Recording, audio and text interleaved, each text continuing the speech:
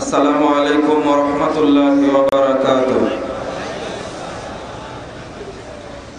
আসসালামু আলাইকুম ওয়া রাহমাতুল্লাহি ওয়া বারাকাতুহু।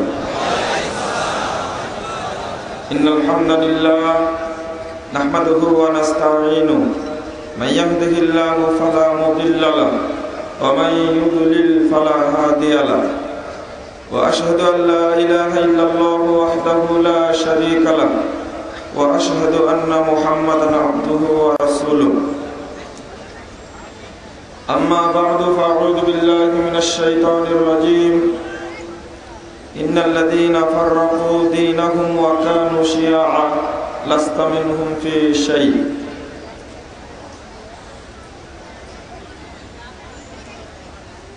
وقال تعالى في موضع آخر ومن يشاقق الرسول من بعد ما تبين له الهدى ويتبع غير سبيل المؤمنين نوليه ما تولى ونصليه جهنم وساءت مصيرا.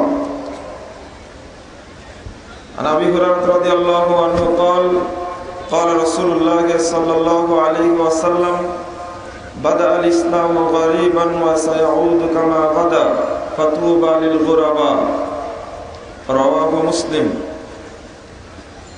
عن عبد الله بن عمرو رضي الله عنه قال قال رسول الله صلى الله عليه وسلم لا يأتين على أمتي كما أتى على بني إسرائيل حذو النعل بالنعل حتى إن كان منهم من أتى أمه علنية لكان في أمتي من يصنع ذلك وإن بني إسرائيل تفرقت على 72 ملة وتفترق أمتي على 73 ملة كلهم في النار إلا ملة واحدة. قالوا من هي يا رسول الله؟ قال ما أنا عليه وأصحابي. رواه الترمذي بإسناد حسن. আহলাদিস আন্দোলন বাংলাদেশ ও বাংলাদেশ আহলাদিস যুব সংঘ বগুড়া সাংগঠনিক জেলা কর্তৃক আয়োজিত ইসলামিক সম্মেলনের সম্মানিত সভাপতি, উপস্থিত প্রধান অতিথি, আহলাদিস আন্দোলনের গণজোয়ার সৃষ্টিকারী দক্ষিণ এশিয়ার প্রাণপুরুষ, রাজশাহী বিশ্ববিদ্যালয়ের প্রবীণ অধ্যাপক, 3 বছর 6 মাস 6 দিন কারাবরণকারী মাজলুম ব্যক্তিত্ব, আহলাদিস আন্দোলন বাংলাদেশের মুহতারাম আমির প্রফেসর ডক্টর মোহাম্মদ আসাদুল্লাহ গালিব, উপস্থিত অন্যান্য অতিথিবৃন্দ, মুহতারাম ওলামা কেরাম, সুধী মণ্ডলী, সামনে উপবিষ্ট শ্রদ্ধেয় মুসলিম ভাতৃমণ্ডলী, আমার প্রাণপ্রিয় ছাত্র ও যুবক ভাইরা, পর্দার আড়ালের মা ও বোনেরা, ইসলাম বনাম ফেরকাবন্দি এই শিরোনামে আমি আমার বক্তব্য পেশ করব ইনশাআল্লাহ। ওয়া মা তাওফীকি ইল্লা বিল্লাহ আলাইহি তাওয়াক্কালতু ওয়া ইলাইহি উনীব।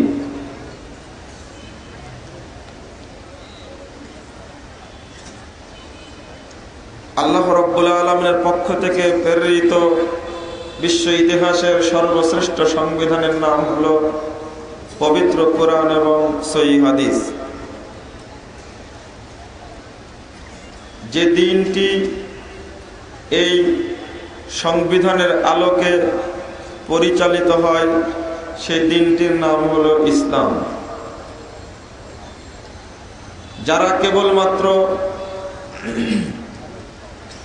আল্লাহর পক্ষ থেকে প্রেরিত, মনোনীত, প্রশংসিত এই দিনের অনুসরণ করবে তারাই হলো প্রকৃত মুসলিম।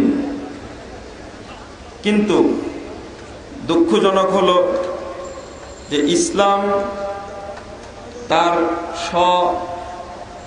স্বকীয়তায় রয়েছে, তার পাশাপাশি ইসলামের নামে অনেক দল, পথ, মত ও ভ্রান্ত আকীদা আলেমের সৃষ্টি হয়েছে। ফলে ইসলামের সঠিক রূপ কি সেটা সাধারণ মানুষ চিনতে ভুল করছে, শুধু সাধারণ মানুষই নয়, বরং এক শ্রেণীর আলেম পর্যন্ত ইসলামের সঠিক রূপ বুঝতে ব্যর্থ হচ্ছে। অবশ্য এটা আল্লাহ রাব্বুল আলামিনের পক্ষ থেকে পরীক্ষা। আল্লাহ রাব্বুল আলামিন বলছেন সূরা আল ইমরান 19 নম্বর আয়াত, ইন্নাদ-দীনা ইনদাল্লাহিল ইসলাম। আল্লাহ রাব্বুল আলামিনের কাছে মনোনীত একমাত্র দ্বীন হলো ইসলাম। 85 নম্বর আয়াতে আল্লাহ বলছেন একই সূরা, ওমাই ইয়াবতাগি গায়রাল ইসলামি দীনা ফালা ইউকবালা মিনহু ওয়া হুয়া ফিল আখিরাতি মিনাল খাসিরিন। যে ব্যক্তি ইসলাম ব্যতীত অন্য কোনো দ্বীন বা ইজম, মতবাদ, থিওরি বা মাযহাব বা তরিকা অন্বেষণ করবে, ফালা ইউকবালা মিনহু, অবশ্যই তা তার পক্ষ থেকে গ্রহণযোগ্য হবে না, গ্রহণ করা হবে না। ওয়া হুয়া ফিল আখিরাতি মিনাল খাসিরিন। আল্লাহ প্রেরিত ইসলাম ব্যতীত অন্য কোনো দ্বীন বা ধর্ম, থিওরি, মতবাদ, মাযহাব, তরিকা, ইজম যার সাথে সংশ্লিষ্ট হোক, ওই ব্যক্তি জাহান্নামীদের অন্তর্ভুক্ত হয়ে যাবে। নাউযুবিল্লাহ। আল্লাহ রাব্বুল আলামিন বললেন সূরা মায়েদা 3 নম্বর আয়াতে, আল ইয়াউমা আকমালতু লাকুম দীনাকুম ওয়া আতমামতু আলাইকুম নি'মাতি ওয়া রাদিতু লাকুমুল ইসলামা দীনা। বিদায় হজ্জের ভাষণে উটের উপরে দাঁড়িয়ে 1400 সাহাবীর সামনে যে আয়াতটি নাজিল হয়, এই আয়াতটির অর্থ হলো, আজকের দিন আমি আল্লাহ তোমাদের দিনকে পূর্ণ করে দিলাম। ওয়া আতমামতু আলাইকুম নি'মাতি, আমার নিয়ামত সমূহ সম্পূর্ণ করলাম। ওয়া রাদিতু লাকুমুল ইসলামা দীনা, আর তোমাদের জন্য একমাত্র দিন হিসাবে ইসলামকে দিয়ে সন্তুষ্ট হলাম। বলুন আলহামদুলিল্লাহ। অসংখ্য আয়াত দ্বারা প্রমাণিত হয় মনোনীত দিন একমাত্র ইসলাম। অন্যান্য মতবাদকে সামনে রেখে আপনি কি সন্তুষ্ট হবেন? না, হওয়ার কোনো সুযোগ নেই। বরং ইসলাম ব্যতীত যত ধর্ম, ইজম আসে, মতবাদ রয়েছে, সবগুলো হলো তাগুত। এইগুলোর বিরুদ্ধে আপনাকে কুফরি করতে হবে, আপনাকে কাফের হতে হবে, তাগুতকে অস্বীকার করে। আল্লাহ রাব্বুল আলামিন বলছেন সূরা বাকারা 256 নম্বর আয়াতে, লা ইকরাহা ফিদ-দীন, দ্বীনের ব্যাপারে কোনো জবরদস্তি নেই। কদ তাবায়্যানার রুশদু মিনাল গাই, কারণ সত্য থেকে মিথ্যা পৃথক হয়ে গেছে। সত্য আর মিথ্যা, হক এবং বাতিল, আলো এবং অন্ধকার এক জায়গায় নেই, এখন কি হয়ে গেছে? পৃথক হয়ে গেছে। সুতরাং ফামান ইয়াকফুর বিত-তাগুত, যে ব্যক্তি তাগুতের বিরুদ্ধে কুফরি করবে, ওয়া ইউমিন বিল্লাহ, এবং আল্লাহর প্রতি ঈমান আনবে, ফাকাদ ইসতামসাকা বিল উরওয়াতিল মুসকা লা ইনফিসামা লাহা, যে ব্যক্তি কাজ করতে পারবে, এই ব্যক্তি আল্লাহর পক্ষ থেকে প্রেরিত শক্ত হাতলকে ধরে ফেললো, আঁকড়ে ধরলো, লা ইনফিসামা লাহা, যেটা কখনো বিচ্ছিন্ন হবার নয়। শর্ত হলো ফামান ইয়াকফুর বিত-তাগুত, আগে তাগুতকে অস্বীকার করতে হবে। তাগুত মানে শয়তান কর্তৃক রচিত বা মানব রচিত যে কোনো দিন, ধর্ম, বিধান, থিওরি, আইন, কানুনকে বলা হয় তাগুত। একমাত্র আল্লাহর পক্ষ থেকে প্রেরিত, প্রণীত, তৈরিকৃত আইনই হলো মুসলিমদের জন্য সিদ্ধ আইন। বাকি মানুষ যত আইন করবে সবই তাগুত, সবই শয়তানের তাগুত। নাউযুবিল্লাহ। সুতরাং ফামান ইয়াকফুর বিত-তাগুত, যে ব্যক্তি মানব রচিত আইন, বিধান, আদর্শ, থিওরির বিরুদ্ধে কুফরি করবে, ওয়া ইউমিন বিল্লাহ, অতঃপর ঈমান আনবে, ফাকাদ ইসতামসাকা বিল উরওয়াতিল মুসকা, ওই ব্যক্তি কেবল আল্লাহর পক্ষ থেকে প্রেরিত হাতলকে শক্ত করে ধরতে পারবে। আগে শর্ত কুফরি করা। ইহুদি এবং খ্রিস্টানরা মুসলিম না কাফের? আপনারা কি জানেন, যদি কোনো বিন্দু মাত্র সন্দেহ থাকে তারা মুসলিম না কাফের, ওই ব্যক্তি কাফের। আবারও প্রশ্ন করি, ইহুদি খ্রিস্টানরা এরা কি কাফের না মুসলিম? এতে কোনো সন্দেহ আছে? যদি কোনো ব্যক্তি সন্দেহ থাকে ও ব্যক্তি কাফের। এটা হলো শরীয়ত। কেন কাফের? তারা আল্লাহর পক্ষ থেকে প্রেরিত সর্বশেষ সংবিধান পবিত্র কোরআন এবং প্রেরিত নবীকে তারা মানে না মানার কারণে কি হয়েছে? কাফের। আপনি কাফের হতে পারবেন? কেন পারবেন না? আল্লাহ কাফের হতে বলছেন, ফামান ইয়াকফুর বিত্তাগুত। এবার আপনি কাফের হন কি করে? ইহুদি খ্রিস্টানদের রচিত ধর্মকে অস্বীকার করে কাফের হন, আর আল্লাহর দিনকে মেনে মুসলিম হন। পারবেন না?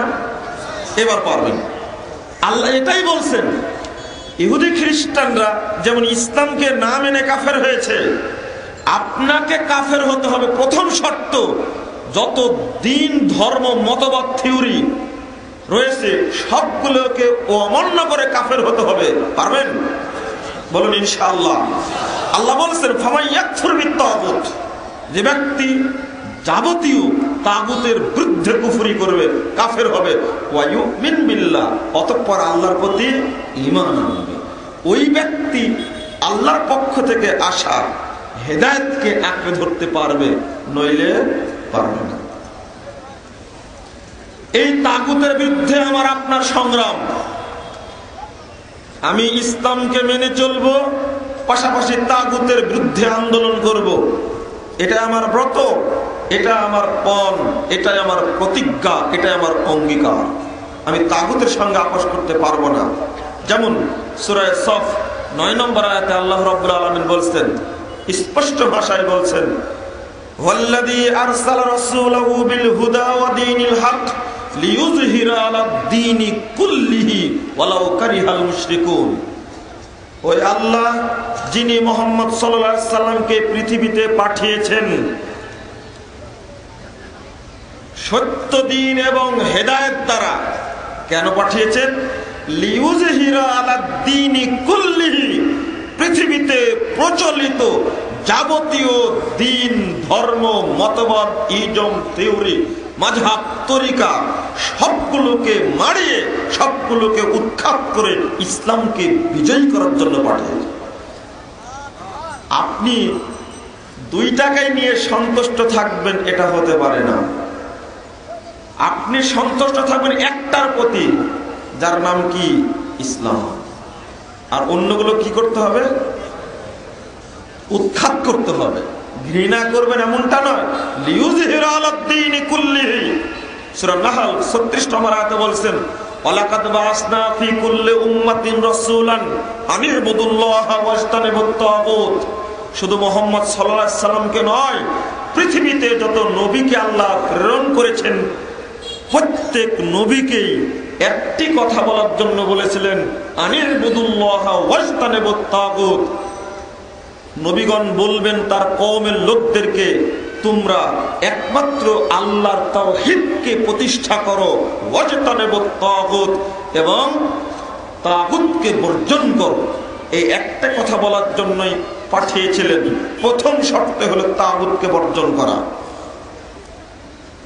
কিন্তু দুঃখজনক হলো এই যে আমরা তাগুতের বিরুদ্ধে না গিয়ে বরং ইসলামের নামেই তাগুত তৈরি করেছি।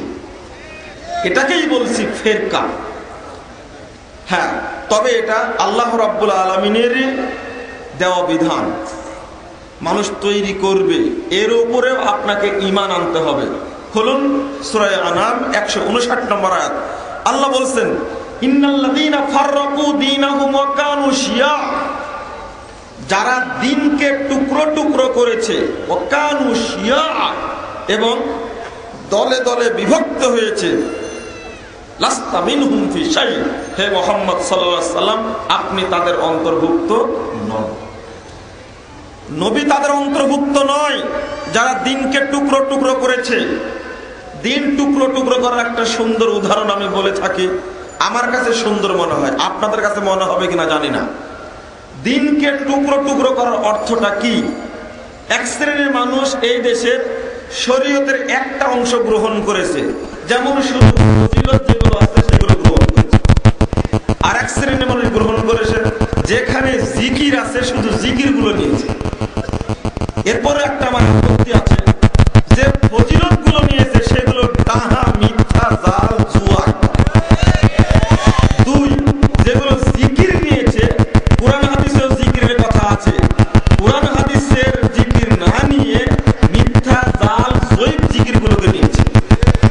আর এক শ্রেণীর মানুষ আছে তারা বলছে ইসলাম কেবল খানকায় তৈরি হয়, মাজারে তৈরি হয়, মসজিদে ইসলাম পাওয়া যায় না।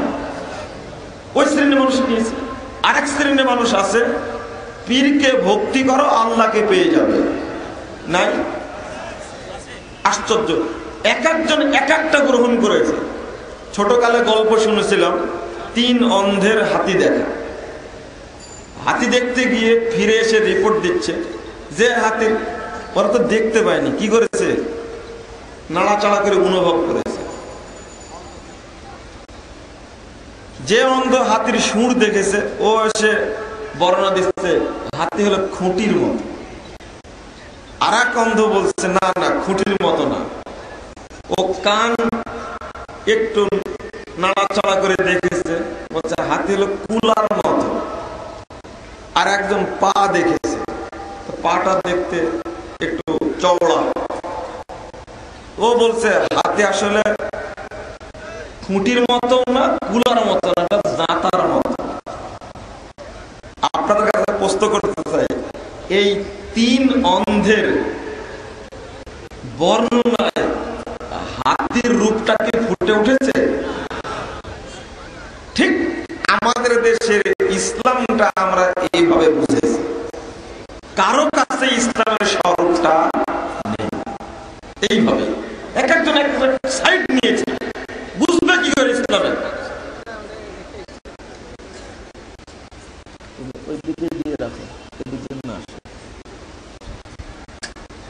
কেন বললাম ইন্নাল্লাযীনা ফাররাকু দীনাহুম ওয়া কানু শিয়া? দিনকে তারা টুকরো টুকরো করে নিয়েছে, এক একটা সাইড গ্রহণ করেছে, ও মনে করেছে এটাই ইসলাম। কেউ জিকির নিয়েছে বলছে শুধু ইসলাম এটাই, আর দলে দলে বিভক্ত হয়েছে। আল্লাহর নবী মুহাম্মদ সাল্লাল্লাহু আলাইহি ওয়াসাল্লামকে বলছেন লাস্তা মিনহুম ফি শাই, তুমি এদের কারোটির মধ্যেই অন্তর্ভুক্ত নও। আপনি কারোটির মধ্যে অন্তর্ভুক্ত হতে পারবেন না যদি মুহাম্মদ সাল্লাল্লাহু আলাইহি ওয়াসাল্লামের প্রকৃত অনুসারী হতে চান। কারোর মধ্যে অন্তর্ভুক্ত হওয়া যাবে না। তারপরে চলুন, আল্লাহ রাব্বুল আলামিন বুঝ দিচ্ছে, আপনি বিরক্ত হবেন না যে ইসলামে তাহলে এত সমস্যা কেন।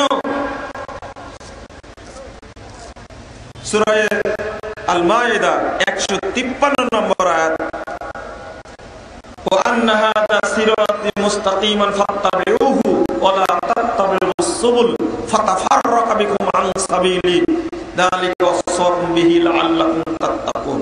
এই আয়াতের শানে নজুল হলো নবী মুহাম্মদ সাল্লাল্লাহু আলাইহি ওয়াসাল্লাম একদিন সাহাবীদের সামনে লম্বা একটি দাগ টানলেন। লম্বা দাগ টানার পরে বলছেন হাদা সাবিলুল্লাহ, সাহাবীরা এটা হলো আল্লাহর রাস্তা। এই হাদিসটা আসছে মুসনাদ আহমদে 4142 নম্বর হাদিস। সুম্মা খাত্তা খুতুতান আন ইয়ামিনিহি ওয়া আন শিমালি, অতঃপর নবী মুহাম্মদ সাল্লাল্লাহু আলাইহি ওয়াসাল্লাম তার ডানে এবং বামে অনেকগুলো দাগ দিলেন। দেওয়ার পরে বলেছেন ওয়া হাদিহি সুবুলুন আলা কুল্লি সাবিল শাইতান ইয়াদউ ইলাইহি, সাহাবীরা শোনো, এই প্রত্যেকটি রাস্তায় কিন্তু শয়তান বসে আছে, শয়তান বসে থেকে তার দিকে ডাকছে। এরপরে দলিল স্বরূপ তিনি এই আয়াতটি পেশ করলেন, ওয়া আন্না হাযা সিরাতি মুস্তাকিমান, বললেন নিশ্চয় এই সোজা রাস্তাটি আমার রাস্তা, ফাত্তাবিউহু, তোমরা কেবল এই রাস্তারই অনুসরণ করবে, ওয়ালা তাত্তাবিউস সুবুল, অন্যান্য রাস্তা তোমরা অনুসরণ করো না। যদি করো ফাতাফাররাকা বিকুম আন সাবিলি, এখানে শর্তটা গোপন আছে। তারপরে ফায়ে জাজা আসছে,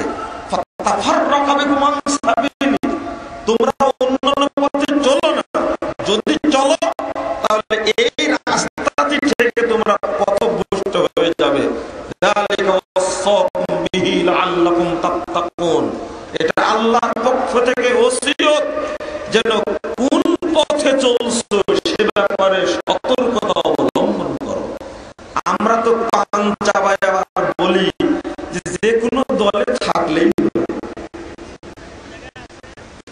এটা হলো পান চাবানো অভ্যাস। এটা দিন বুঝা নয়, অত সহজ নয়। আগে পথ আপনাকে নির্ধারণ করতে হবে, এটা সিরাতে মুস্তাকিম কিনা। নবী মুহাম্মদ সাল্লাল্লাহু আলাইহি ওয়াসাল্লাম ঠেকা বাঁধেনি, এত সুন্দর ভাবে দেখা দেবে আপনাকে, চোখে অঙ্গুলি দিয়ে প্র্যাকটিক্যাল দাগ টেনে শিক্ষা দিচ্ছেন। অতঃপর নবী হওয়া সত্ত্বেও তিনি দলিল পেশ করছেন, ওয়ান্না হাযা সিরাতি মুস্তাকিমান, নিশ্চয় এই সোজা রাস্তাটি আমার রাস্তা। আমি আপনি কখনো অন্য রাস্তায় চলতে পারবো না, অতএব গুরুত্ব দিতে হবে। পবিত্র কোরআনের সর্বশ্রেষ্ঠ সূরার নাম হলো সূরাতুল ফাতিহা। সূরা ফাতিহার শ্রেষ্ঠ আয়াতটি হলো ইহদিনাস সিরাতাল মুস্তাকিম। এমন একটি সূরা, সালাত হলো শ্রেষ্ঠ ইবাদত। যে কোনো সালাতে ইমাম হোক আর মুক্তাদি হোক, সূরা ফাতিহা না পড়লে তার সালাত হবে না, যে কোনো সালাতে হোক না কেন। তাহলে মৌলিক উদ্দেশ্যটা মুসলিম জীবনের কি হলো? সিরাতে মুস্তাকিম।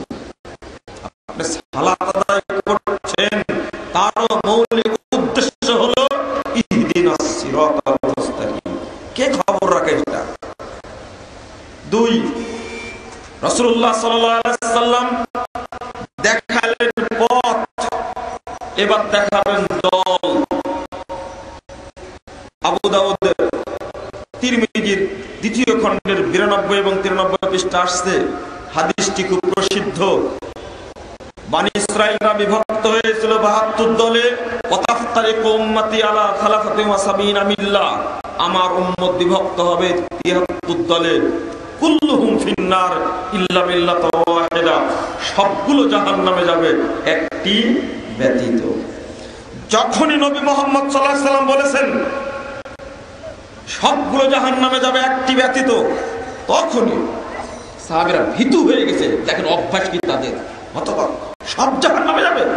ক্বালু মান হিয়া ইয়া রাসূলুল্লাহ, স্বভাবতই প্রশ্ন করতেন না, কিন্তু এবার বিপদে পড়ে গেছেন সাহাবায়ে কেরাম। অথবা আশ্চর্য, ওই জান্নাতি হকপন্থী দল কোনটি?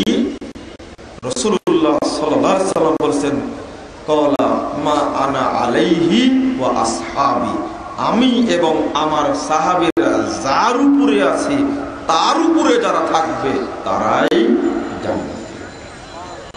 প্রশ্ন করে ফেললেন, মান হিয়া ইয়া রাসূলুল্লাহ, ওই দলটি কোন দল? যখনই বললেন আমার উম্মত বিভক্ত হবে 73টি দলে, একটি ব্যতীত সব জাহান্নামে যাবে, সাহাবীরা হতবাক হয়ে গেছেন। শুধু এই জায়গায় ওই যে শয়তানগুলো বসে আছে না রাস্তায়, রাস্তা তৈরি করে এরা শয়তান, এরা জিন শয়তান না, মানুষ শয়তান। মানুষ শয়তান শুধু না, এটা আলেম শয়তান। সহিহ বুখারী খুলুন, 2য় খণ্ডের 1049 পৃষ্ঠা। হুযায়ফার সামনে আল্লাহ নবী বলছেন, সাহাবীরা শোনো, সাবধান। দুআতুন আলা আবওয়াবে জাহান্নাম, জাহান্নামের দরজাগুলোর উপরে, আবওয়াব শব্দটা আসছে জমা, এর অর্থ হলো বহু বচন। আল্লাহ নবী মুহাম্মদ সাল্লাল্লাহু আলাইহি ওয়াসাল্লাম জাহান্নামের প্রত্যেক দরজায় আলেম দাঁড়ায় আছে। আশ্চর্য, দুআতুন আলা আবওয়াবে জাহান্নাম, জাহান্নামের প্রত্যেক দরজায় দায়ীরা দাঁড়িয়ে আছে, আলেমরা দাঁড়িয়ে আছে। তাদের দিকে ডাকে যেই সাড়া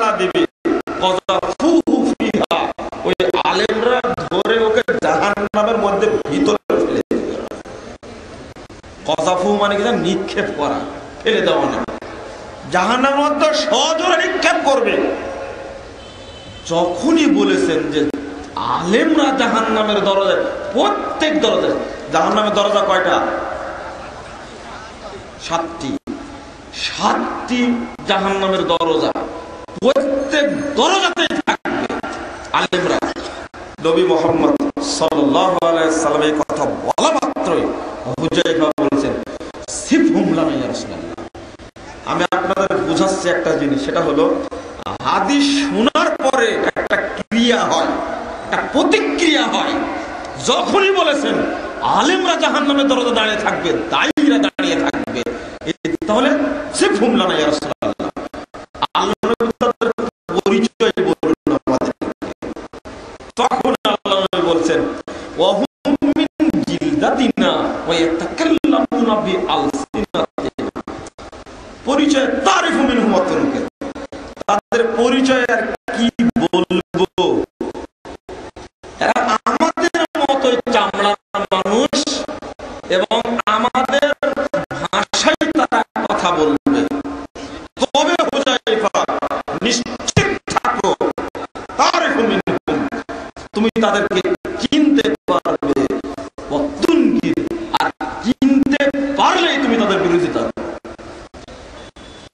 যেহেতু নবী মুহাম্মদ সাল্লাল্লাহু আলাইহি সাল্লাম বলে গেছেন এই সমস্ত পথভ্রষ্ট জাহান্নামী আলেমদেরকে চিনা যাবে, অবশ্যই আপনিও চিনতে পারবেন যদি চেষ্টা করেন। কিন্তু আপনি তো চেষ্টা করেন না, চেষ্টা করেন না, চেষ্টা করেন না। তবে একটি পরিচয় বললেন, সহিহ মুসলিমের 2য় খণ্ডের 77 পৃষ্ঠায় অতিরিক্ত শব্দ আসছে 76 পৃষ্ঠায়। তিনি বলছেন তবে একটা পরিচয় শোনো, কুলুবুহুম কুলুবু শায়াতিন ফি জুসমানিল ইনস। এদের দেহটা হবে মানুষের মতো, কিন্তু অন্তরটা হবে শয়তান। ওই যে অনুবাদটা যে করেছিলাম যে আলেম শয়তান, এটা কি ভুল অনুবাদ করলাম না? এই হাদিস প্রমাণ করে দায়ী শয়তান, আলেম শয়তান রাস্তায় দাঁড়িয়ে আছে, ভূত পেতে বসে আছে, যে আসবে তাকে বলবে এদিকে আসো, জাহান্নামে ফেলে দেব। আমি এখানে বলতে চাচ্ছিলাম একটা জিনিস, 73 দলের একটি দল জান্নাতে যাবে, এটা কি দল না অন্য কিছু? তাহলে একটা দল নিঃসন্দেহ, অবশ্যই দল, অবশ্যই সেটা একটা দল। সেই দলের নাম কি? মুসলিম, তাই না? দলের নাম কি? মুসলিম। আমার সাথে সাথে আপনারা মুসলিম বললেন, তাই না? সেই দলটার নাম কি? এই দলের নাম কি এটা আপনার কাছে জানতে হবে। আল্লাহর নবীকে প্রশ্ন সাহাবীরা করেননি, উত্তর কি বললেন? এই তো মুসলিম তো বললেন না, কেন বললেন না? উত্তরটা কি হবে? ও, আল্লাহ রাব্বুল আলামিন আমাদের নাম রেখেছেন মুসলিম। সূরা হজ 78 নম্বর, ওয়াসাম্মাকুমুল মুসলিমিন।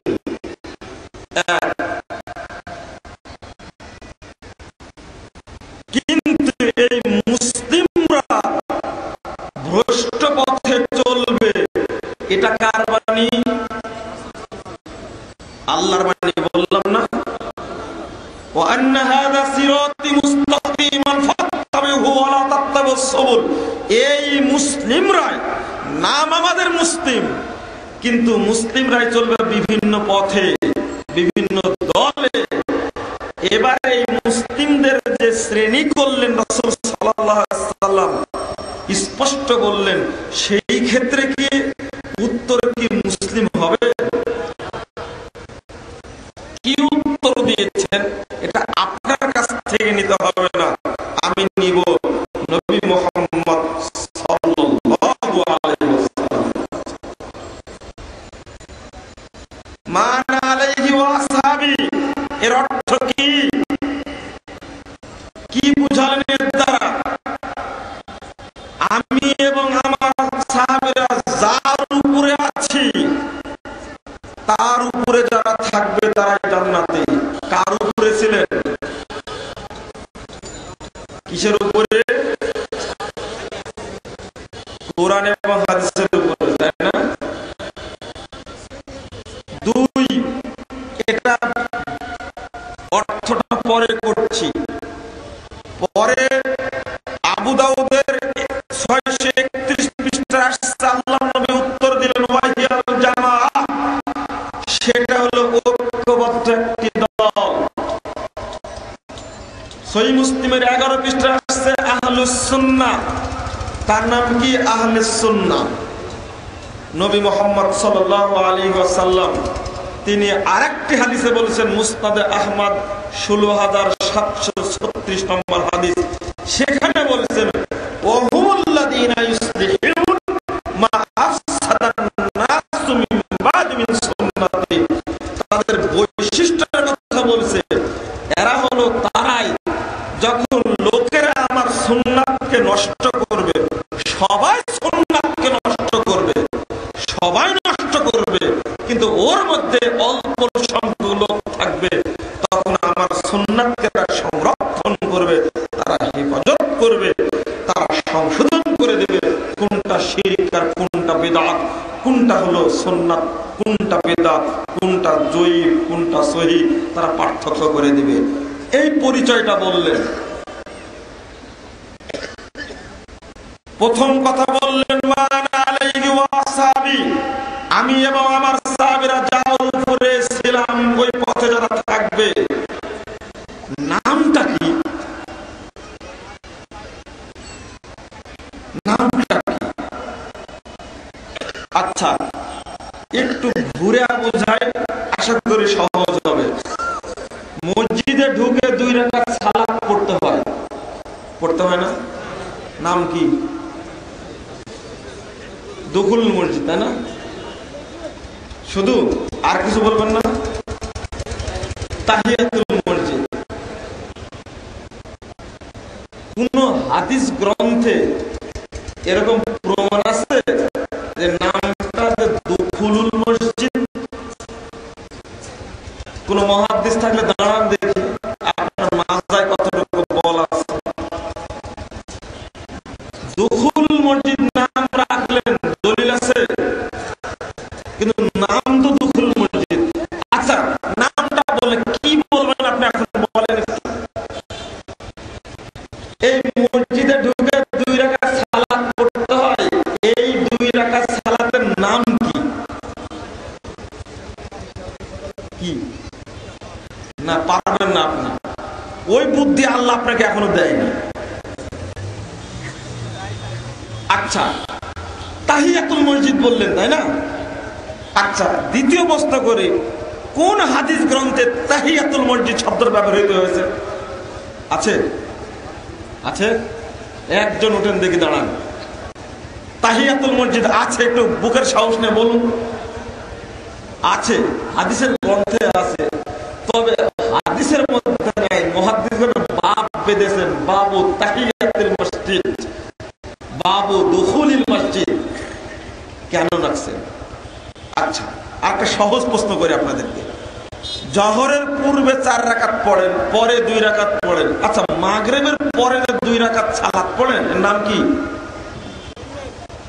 সুন্নাত, তাই না? ঠিক। দলিল দেখাতে পারবেন তো? খবর আছে কিন্তু। দলিল কোথায়? এই 2 রাকাত সুন্নাতের, আমি সুন্নাত বলছি, এই 2 রাকাত সালাতকে আপনি সুন্নাত বলেন, দলিল কোথায়? আছে হাদিসে? এবার থামেন, আমি ওই জায়গায় আসছি। 2 রাকাত সালাত মসজিদে ঢুকে পড়তে হয়, তার নাম দিয়েছেন কি? বাবু দুখুলিল মসজিদ, মসজিদে ঢুকার 2 রাকাত সালাত। বাবু তাহিয়াতুল মসজিদ, মসজিদের মর্যাদার 2 রাকাত সালাত। কেন দিয়েছেন? ওই হাদিস থেকে নামটা বের করে, ওই হাদিস থেকে। কেন? কি হাদিস? ইযা দাখালা আহাদুকুমুল মসজিদ ফালা ইয়াজলিস হাত্তা ইসাল্লিয়া রাকাতাইন। যে ব্যক্তি মসজিদে প্রবেশ করে সে ব্যক্তি না বসে যতক্ষণ 2 রাকাত সালাত না পড়বে। এই জন্য নাম হয়েছে কি বাব দুখুল মসজিদ। আর এটা হচ্ছে মসজিদের মর্যাদা, এই জন্য নামটা আসছে কি মর্যাদা না মসজিদের, এটা মসজিদের মর্যাদা। তুমি না ঢুকে 2 রাকাত সালাত আদায় না করতে বসতে পারবে না, এটা মর্যাদা না। এই জন্য বাবু তাহিয়াতুল মসজিদ হাদিসের শব্দ না, হাদিস বলছে এটা তাহিয়া, হাদিস বলছে এটা দুখুল মসজিদ। এই কথাগুলো প্রচলিত হয়েছে কাদের কাছ থেকে? সাহাবীদের কাছ থেকে না। অনেকেই বলে, আরেকটা ভুল ভাঙিয়ে দিই, অনেকেই বলে তারাবি শব্দটি হাদিসে নেই, সুতরাং তারাবি শব্দটি বলা যাবে না। মাথায় কিছু থাকার দরকার আছে। আপনি ফতোয়া মানলেন কেন?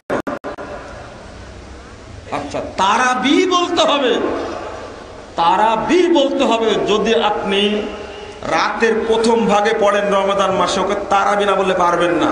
কেন? আচ্ছা, তাহাজ্জুদ পড়ার সময় কি কোনো শর্ত আছে যে আপনাকে 4 রাকাত পড়ার পর একটু বিরতি দিতে হবে? আছে শর্ত? না, তাহাজ্জুদ পড়ার সময় তো এই শর্ত নেই। একই সালাত, তারাবি, কিয়ামুল লাইল, তাহাজ্জুদ, কিয়ামুর রমাদান, নাম সবগুলো বিভিন্ন রকমের। সালাত কয়টা? একটা। আপনি আসমানকে আকাশ বলেন, তাতে কোনো অপরাধ হয় না। আমি একটা সালাতে 2টা নাম রাখলাম, অপরাধ হয়ে গেল? আপনার একজনের নাম 14টা, নানির এক নাম বলে ডাকে, দাদার এক নাম বলে ডাকে, বাপ আর এক নামে ডাকে, মা আর এক নামে ডাকে, এলাকার মানুষ আর এক নামে চিনে দেয়। আমি বলছি আপনাদের একটা কথা, ছোট্ট কথা, বেশি ব্যাখ্যা নয়। তারাবি শব্দের অর্থ কি? বিশ্রাম নেয়, তাই না?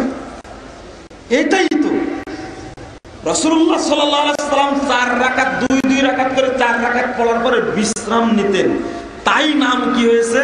সালাতুত তারাবি। এবার স্পষ্ট? এটাকে আপনি বলতে পারবেন না যে তারাবি বলা যাবে না।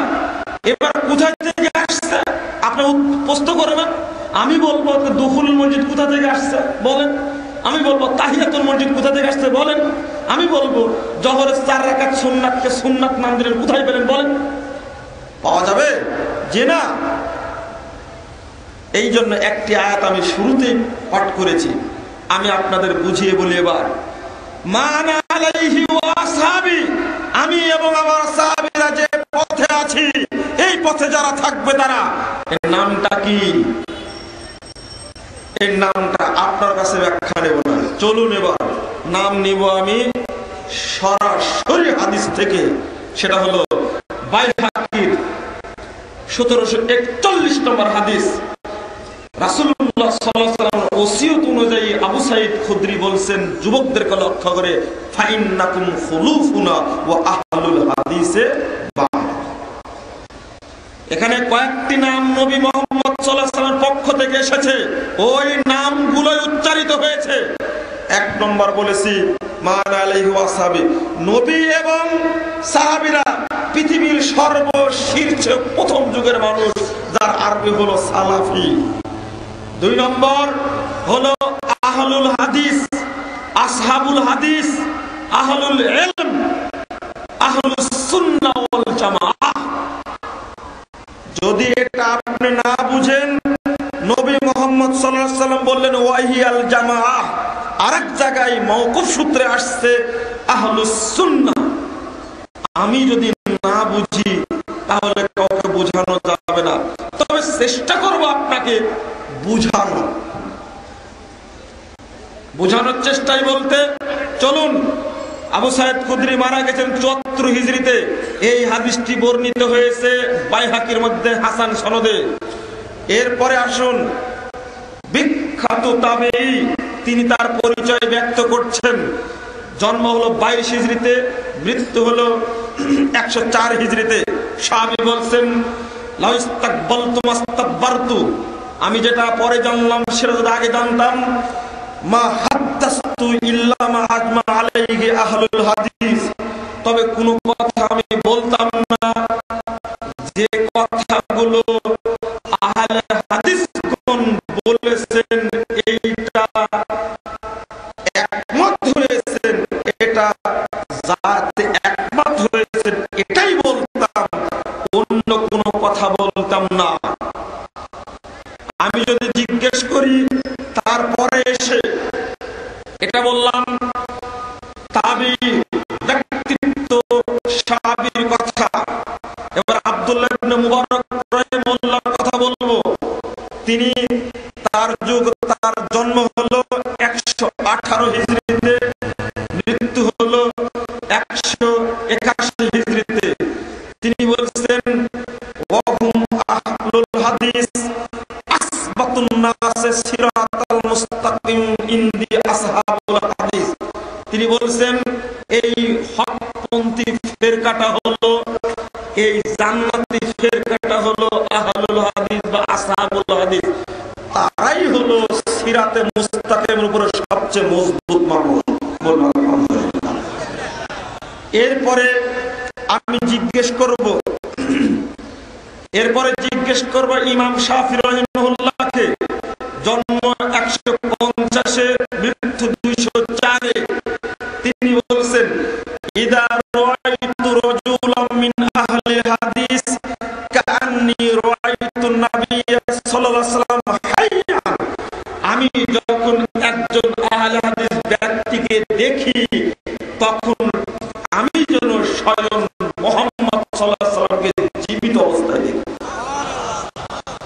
প্রথমটি ইমাম শাফিঈর কথা বললাম, তাবি বিদ্যান তাবাকাতুল হুফাজ প্রথম খণ্ডের 136 পৃষ্ঠা খুলুন। তারপরে ইমাম শাফিঈর কথাটি কোট করেছেন আবু বকর খতিব আল বাগদাদি শারফ আসহাবুল হাদিস, আহলে হাদিসদের মর্যাদা গ্রন্থের মধ্যে 26 পৃষ্ঠা খুলুন।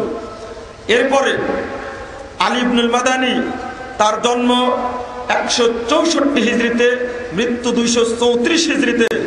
ইমাম বুখারীর উস্তাদ, তিনি বলছেন ওহুম আহলুল হাদিস আল্লাযীনা ইয়াতাহাদুনা মাযাহিবার রাসূল ওয়া ইয়াযুবুনা ইলম লাউলাহুম লাম নাজিদানিল মুতাজিলা ওয়া রাফিদা ওয়াল জাহমিয়া ওয়া আহলি নিসা ওয়া রাইয়া শাইআন মিনাস সুনান। তিনি বলছেন এই দলটির নাম হলো আহলুল হাদিস। আমি বলছিলাম ওই হাদিসটা যে মা আনা আলাইহি ওয়া আসহাবি, আমি এবং আমার সাহাবীরা যে পথের উপরে ছিলাম, যার উপরে আছি থাকবে, এই শব্দটির নাম কি? এটা আপনাদের বলতে বলিনি তো। কোরআনের আয়াত অনুবাদ করছি, হাদিস বলছি, তখন আপনারা বলছেন ঠিক, বলছেন না? বলেন তো, বলেন না? আপনারা ঠিক বললেও ঠিক, না বললেও ঠিক। বলছি আপনারা ঠিক বলার দরকার নাই, স্বীকৃতি দেওয়ারও দরকার নাই। এটা হলো বিশ্বব্যাপী স্বীকৃত, কিয়ামত পর্যন্ত এইভাবেই থাকবে। অত সহজ নয়। কথা ক্লিয়ার তো? আপনি ঠিক বললে ঠিক হবে, কত সহজ। এবার চলুন সামনে আরেকটু। এটা তিনি বলছেন তারাই হলো আহলে হাদিস। আলী ইবনুল মাদানী বলছেন তারা যদি পৃথিবীতে না থাকতেন, তুমি রাফেজি বলো, জাহমিয়া বলো, মুরজিয়া বলো, পৃথিবীর যত আরো ব্যক্তির দল রয়েছে, আরো যত ইসলামের নামে দল রয়েছে, কারো কাছে তুমি সুন্নাতের আশা করতে পারতে না। এবার চলুন ইমাম বুখারীর কাছে। ইমাম বুখারী রাহিমাহুল্লাহ বলছেন সহিহ বুখারীর 1078 পৃষ্ঠা ওই হাদিসটি উল্লেখ করে লাতাসালু তাইফাতুম মিন উম্মতি যাহিরুল হক লা ইয়াদুররুহুম মান খাযালাহুম হাত্তা ইয়াতামরুল্লাহুম কাযালিক। এই হাদিসের অর্থ করতে গিয়ে বলেছেন ওহুম আহলুল ইলম। আর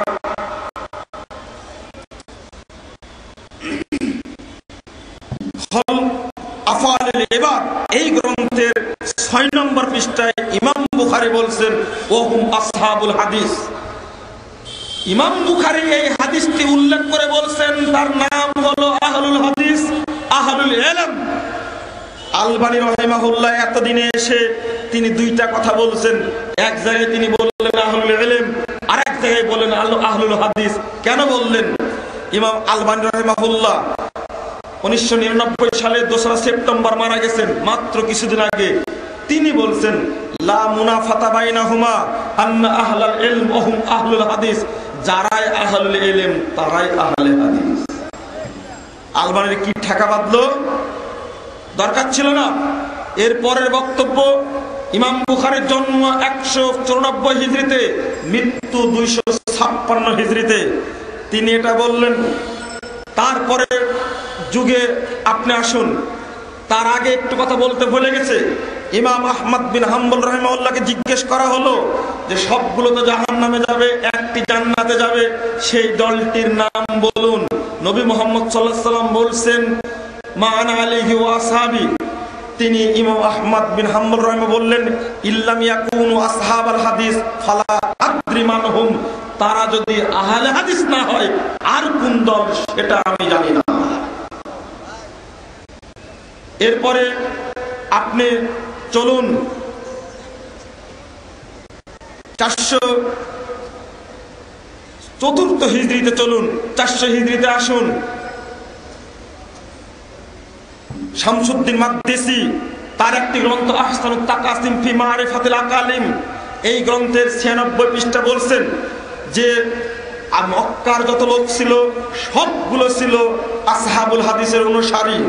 তিনি বলছেন আমি 375 হিজরিতে যখন আসলাম উপমহাদেশে, কানা আকসারুহুম আসহাবু হাদিসিন, যখন দিল্লিতে অর্থাৎ মানসুরায় আসলাম 375 হিজরিতে, শামসুদ্দিন মাকদিসি তিনি তার 198 পৃষ্ঠা আহসানুত তাকাসিমের মধ্যে বলছেন আমি মানসুরায় এসে দেখলাম এই দেশের অধিকাংশ মানুষই হলো আহলে হাদিস।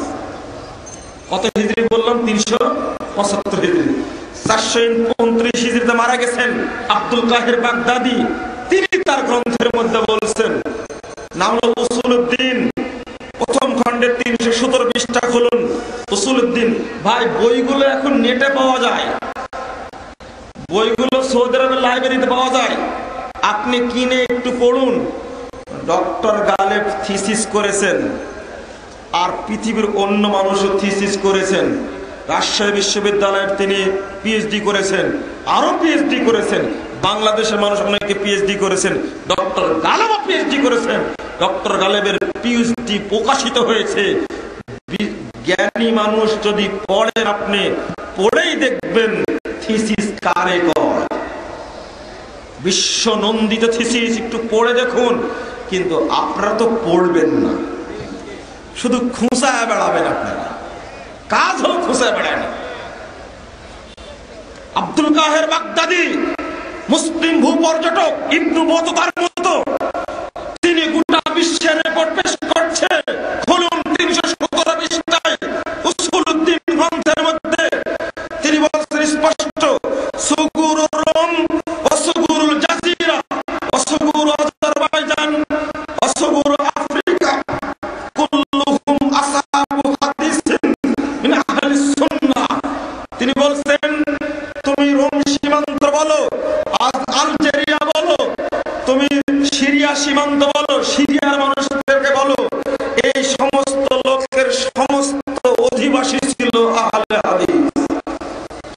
তিনি রিপোর্ট মারা গেছেন 429 হিজরিতে। তিনি বলেছেন ওয়াসুগুরু আফ্রিকা ওয়া আন্দালুস ওয়া কুল্লু সিগারিন মিন ওরাইল মাগরিব। তিনি বলেছেন সে পশ্চিম তুর্কিস্তান থেকে শুরু করে দক্ষিণ আফ্রিকা নিয়ে এবং ইন্দোনেশিয়ার এই সমস্ত এলাকার মানুষ ছিল আহলে হাদিস। এরপরে তিনি বলেছেন ওয়াসুগুরুর সাইলেন্সে ওয়াসুগুরুর ওরাইল বাহরে কুল্লুহুম আসহাবু হাদিসিন। তিনি এরপরে বলছেন যে আলজেরিয়া সীমান্তে যারা ছিল এবং পশ্চিম তুর্কিস্তানের অনুসারী যারা ছিল, অর্থাৎ সাগরের পাদদেশে প্রত্যেকটি অঞ্চলের মানুষ ছিল আহলে হাদিস। প্রথম বললেন আরব জাজিরা মানে কি? আরব ভূখণ্ডে 21টি রাষ্ট্র, সবগুলো আহলে হাদিস। তারপরে বললাম আলজেরিয়ার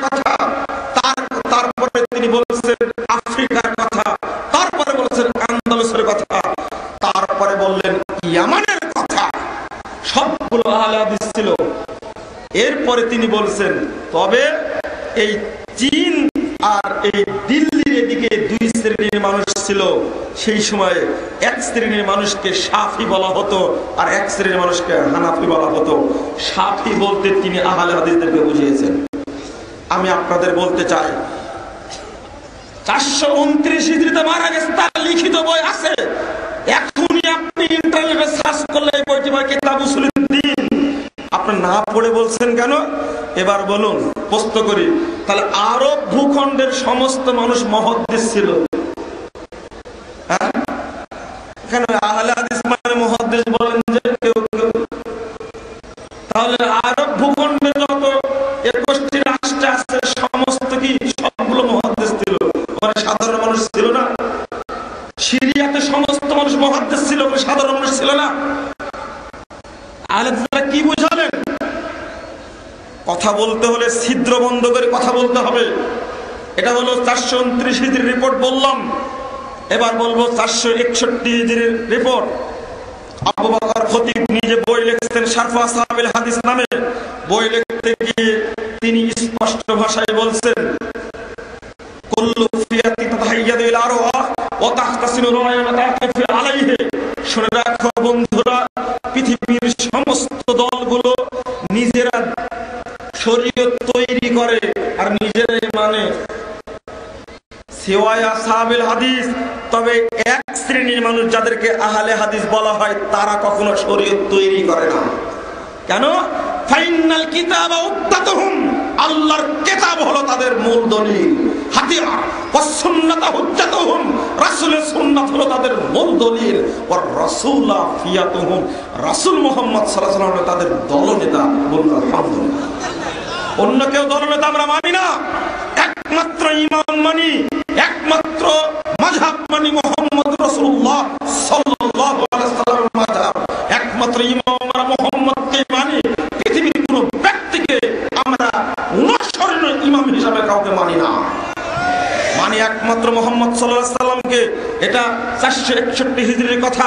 456 হিজরিতে এসে ইবনে হাজাম আন্দালুসি রাহিমাহুল্লাহ বলছেন, খুলুন কিতাবুল ফাসল ফিল মিলাল ওয়াল আহওয়ান নিহাল, এই গ্রন্থের প্রথম খণ্ডের 168 পৃষ্ঠা। তিনি বলছেন, আহল মুমিন আহলুস সুন্নাহ নাযকুরুহুম আহলুল হক, যারা আহলুস সুন্নাহ তাদেরকে আমরা আহলে হক বলি। ওমান আদাহুম ফা আহলুল বাতিল, যারা তাদের শত্রু তাদেরকে বাতিলপন্থী মনে করে। অতঃপর ওয়াহুমুস সাহাবা, এই আহলে হাদিসের প্রথম সারির মান হলো সাহাবায়ে কেরাম। বলো আলহামদুলিল্লাহ। সুম্মা তাবিন, সুম্মা নাহাজাহুম মান সালাকা নাহাজাহুম, অতঃপর যারা তাদের পথের অনুসরণ করেছে তারা হলো সাহাবায়ে কেরাম, খিয়ার তাবিন, তাবিঈগণ। তারপর বলছেন সুম্মা আহলুল হাদিস ইলা ইয়াউমিনা হাযা, অতঃপর জাইলান ফাজাইলান, অতঃপর সাহাবীদের যুগ থেকে নিয়ে আজকের যুগের পর্যন্ত হকপন্থী যারা তাদের পরিচিত হলো আহলুস সুন্নাহ, যারা তাদের পরিচিত হলো আহলে হাদিস বলে। 456 হিজরিতে মারা গেছেন তিনি, ইবনে হাজাম আন্দালুসি রাহিমাহুল্লাহ। আপনি বলেন আহলে হাদিসরা তৈরি হয়েছে 200 বছর আগে। আপনার চোখ তুলে নিব আমি, চোখ তুলে নিবে এই কথাগুলো বলে। আপনার জন্ম কোথায়? মাজারে জন্মগ্রহণ করে নিজের মেধাকে খানকায় বিক্রি করে কোনো আহলে হাদিসকে চিনা যাবে না। আপনার পদ্মাদার কথা হিসাব করুন। আব্দুল কাদের জিলানী রাহিমাহুল্লাহ তিনি বলছেন, বুনিয়াতুত তালিবিন বইয়ের এই বাংলাদেশে যে বইটি প্রিন্ট হয়েছে, বেদাতিরা এই কথাটিকে চুরি করে কেটে তুলে দিয়েছে। খুলুন সৌদি আরবের প্রিন্ট, খুলুন বুনিয়াতুত তালিবিন, সিরিয়ার প্রিন্ট খুলুন। আপনাদের এই জঘন্য অভ্যাসটা কেন? একটা পত্র আমার কাছে দেওয়া হয়েছে আহলে হাদিসদেরকে প্রতিরোধ করার জন্য। বসুন্ধরায় বসে বসে আহলে হাদিসদের প্রতিরোধ করবে। আপনারা কি জানেন আহলে হাদিসদের মূল জিম্মাদার হলেন মহান আল্লাহ তাআলা। পৃথিবীর সমস্ত শক্তি যদি ঐক্যবদ্ধ হয়, আহলে হাদিসদের একটা পশম পর্যন্ত বানাতে পারবে না ইনশাআল্লাহ। অসম্ভব।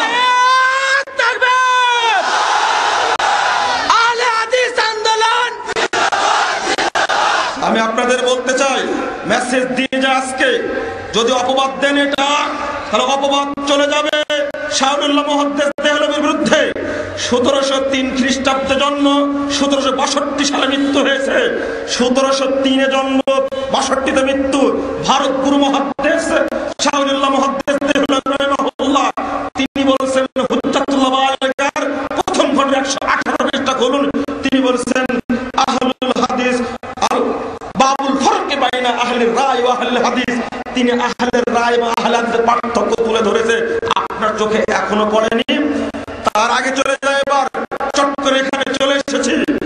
ইমাম ইবনে তাইমিয়া রাহিমাহুল্লাহকে জিজ্ঞেস করলেন হকপন্থী কারা? ইমাম ইবনে তাইমিয়া বলছেন মিনহাজুস সুন্নাহ প্রথম খণ্ডের 169 পৃষ্ঠা। তিনি বলছেন মাল্লাহু খিবরাতুন মিনাল মা'লুম মাল্লাহু খিবরাতুন, যার একটু বুদ্ধি আছে সে যেন আন্না আহলুল হাদিস, আহলে হাদিসগণ হলেন আতলাবু হাদিসান, হাদিসগুলোকে সবচেয়ে বেশি তারা তালাশ করে থাকে, আর ওয়াত্তাবাউ সুন্নাতাহু, নবী মুহাম্মদ সাল্লাল্লাহু আলাইহি সাল্লামের সুন্নাতকে সবচেয়ে বেশি অনুসরণ করে থাকে। তিনি বলেছেন ওয়াহুম ফি আহলিল ইসলাম কা আহলিল ইসলামে ফি আহলিল মিলাল। তিনি বলছেন তাদের মর্যাদা হলো সমস্ত পৃথিবীর জাতি ধর্মের মধ্যে যেমন মুসলিমদের মর্যাদা, তেমনি সমস্ত মুসলিমদের মধ্যে আহলে হাদিসের মর্যাদা তেমন। আলহামদুলিল্লাহ। মিনহাজুস সুন্নাহ প্রথম খণ্ডের 256 পৃষ্ঠায় তিনি বলেছেন ওমিন আহলিস সুন্নাহ ওয়াল জামাআহ মাযহাবুন কদিমুন মারুফুন ক্বাবলা আন ইয়াখলুকাল্লাহু আবু হানিফা ওয়া মালিকান ওয়া শাফিঈ ওয়া আহমদ ফাইন্নাহু মাযহাবুস সাহাবা তালাক্কাউহু আন নবিয়িহিম। ইবনে তাইমিয়ার জন্ম 661 হিজরিতে, মৃত্যু 728 হিজরিতে। ইবনে তাইমিয়া রাহিমাহুল্লাহ বলেন আহলে সুন্নাহ ওয়াল জামাআহ, দেখেন একই কথা, যেটা আহলে হাদিস সেটা আহলে সুন্নাহ ওয়াল জামাআহ। তিনি বলেন আহলে সুন্নাহ ওয়াল জামাআহ এটা একটা অতি প্রচলিত প্রাচীন মাযহাব। ইমাম আবু হানিফা, মালিক, শাফি, আহমদ এই ইমামদের জন্মের পূর্বেই এটা ছিল। ফাইন্নাহু মাযহাবুস সাহাবা, তিনি বলেন এটা হলো সাহাবা কিরামের মাযহাব। তালাক্কাউহু আন নবিয়িহিম, আর সাহাবা কিরাম পেয়েছেন তাদের নবী থেকে। বলুন আলহামদুলিল্লাহ।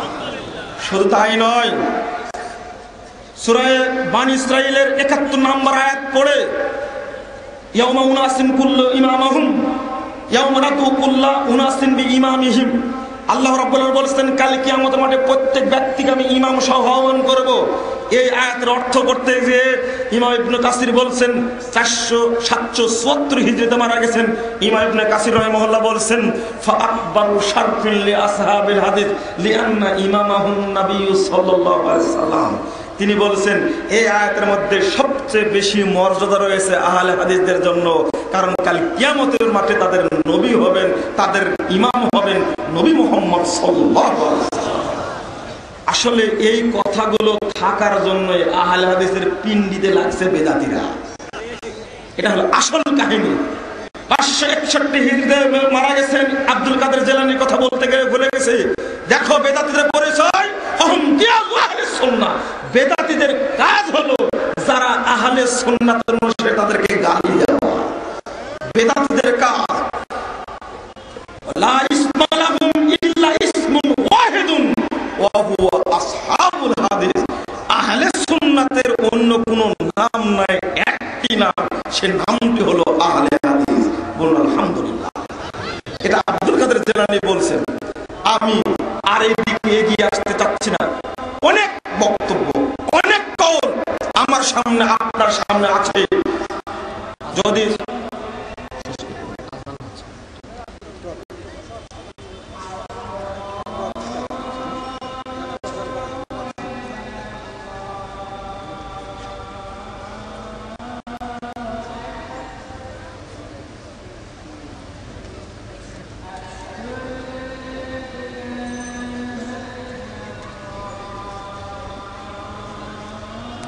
সম্মানিত উপস্থিতি, আমি আপনাদের দৃষ্টি আকর্ষণ করছিলাম।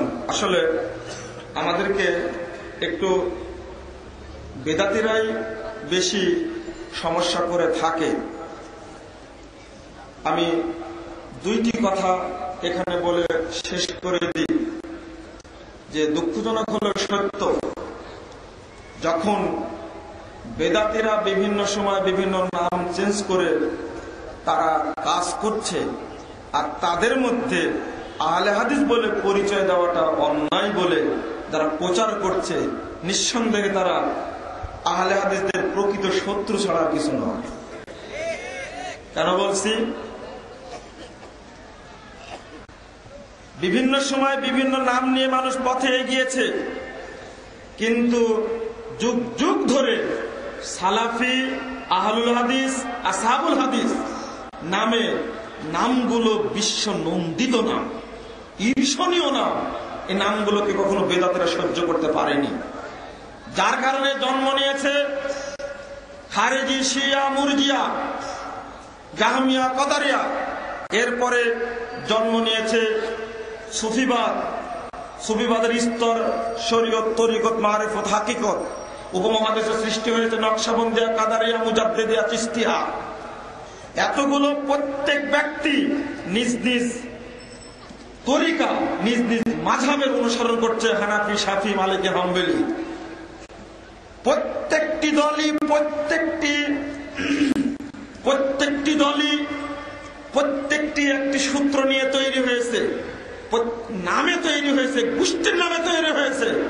কিন্তু আহলুল হাদিস, আসহাবুল হাদিস কোন যুগে কোন গোষ্ঠী তৈরি করলো এর কোনো কেউ প্রমাণ দিতে পারবে? এদের কোনো নিজস্ব কোনো গ্রন্থ আছে? হানাফি মাযহাবের গ্রন্থ হলো হেদায়া, সেখানে তালাশ করে। শাফি মাযহাবের গ্রন্থ হলো আজিজ, হাম্বলি মাযহাবের গ্রন্থ হলো মুগনি, আর মালিকি মাযহাবের গ্রন্থ হলো মুদাওয়ানা। কিন্তু আহলে হাদিসের গ্রন্থের নাম বলুন দেখি। তারা কেবলমাত্র পবিত্র কোরআন এবং সহিহ হাদিসের অনুসরণ করে, তাদের নিজস্ব কোনো মাযহাবী গ্রন্থ নেই। প্রয়োজনে তারা কখনো মনে করে না।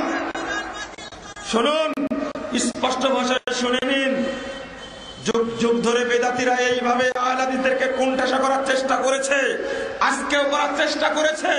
যে বগুড়ায় দাঁড়িয়ে কথা বলছি, এই বগুড়াতে আমিরে জামাত দীর্ঘদিন জেলখানায় ছিলেন। বিগত সময়ে চেষ্টা করা হয়েছে আহলে হাদিসদের এই এক সাংগঠনিক অ্যাক্টিভিটিকে, সাংগঠনিক কার্যক্রমকে গলা টিপে হত্যা করার একটা ষড়যন্ত্র চলেছে। কিন্তু আমরা বিশ্বাস করি যে ওই হাদিসকে কিয়ামত পর্যন্ত কোন শক্তি এই দাওয়াতকে কখনো ক্ষতিগ্রস্ত করতে পারবে না, ইনশাআল্লাহ দিনই পারবে না, এটা জানি। বরং আপনাদের প্রতি অনুরোধ থাকবে, কোরআন এবং সহিহ সুন্নাহর সামনে আপনি মাথা নত করুন, বিকল্প কোনো পথ আপনার কাছে নেই। আজকে সেই সময়ে সাংবাদিকরা লিখেছে, আজকেও কোন সাংবাদিক লেখার চেষ্টা করছে। আমরা বলতে চাই, আগামী দিনে আপনি যদি আহলে হাদিসদের না বুঝে, না চিনে যদি কলম ধরেন, আল্লাহর পক্ষ থেকে গজব নজর আপনি ধ্বংস হয়ে যাবেন, বাঁচার কোন সুযোগ নেই। আমরা কখনো নাম চুরি করি না। নেতৃত্বের পরিবর্তন হয়েছে, কিন্তু নীতির পরিবর্তন হয়নি। আগামী দিনেও বলছি, নেতৃত্বের পরিবর্তন হবে, নীতির পরিবর্তন হবে না। বেদাতীরা বিভিন্ন নামে পরিচিত হয়েছে, আহলে হাদিসরা রাসূল সাল্লাল্লাহু আলাইহি ওয়াসাল্লামের যুগের পর থেকে নিয়ে আহলে হাদিস বলে পরিচিত, সালাফি বলে পরিচিত, এইভাবে আজও পরিচিত। তাদের নাম পরিবর্তন হয়নি, হবেও না ইনশাআল্লাহ কোনদিন। আমি ওই কথাটাই বলছি, সেটা হলো আহলে হাদিসদেরকে আঙ্গুল দেখিয়ে আপনি যা ইচ্ছা তাই করবেন, সম্ভব নয়। ডেস্টিনির ফতোয়া দিয়ে এক শ্রেণীর মানুষ পানি ঘোলা করার চেষ্টা করেছিল, এমনকি এক শ্রেণীর আলেম পর্যন্ত ডেস্টিনির পক্ষে বই লেখে ডেস্টিনির পক্ষে অবস্থান করেছিল। 2003 সালে ডেস্টিনির বিরুদ্ধে ফতোয়া আমরা দিয়েছি। অবশেষে 2012 সালে এসে ডেস্টিনির গুমর ফাঁক হয়ে গেছে। আল্লাহ করেছেন, কই আর গাছ লাগায় না। 1998 সাল থেকেই তথাকথিত এই মিথ্যা জঙ্গিবাদের বিরুদ্ধে আমরা কথা বলেছি। সরকার কানে নেয়নি, গোয়েন্দারা কানে নেয়নি, প্রশাসন কানে নেয়নি। অবশেষে 2005 সালে জঙ্গিবাদের মুখোশ উন্মোচন হয়ে গেছে। কেউ কথা বলে না কেন? আহলে হাদিসরা যখন কথা বলে তখন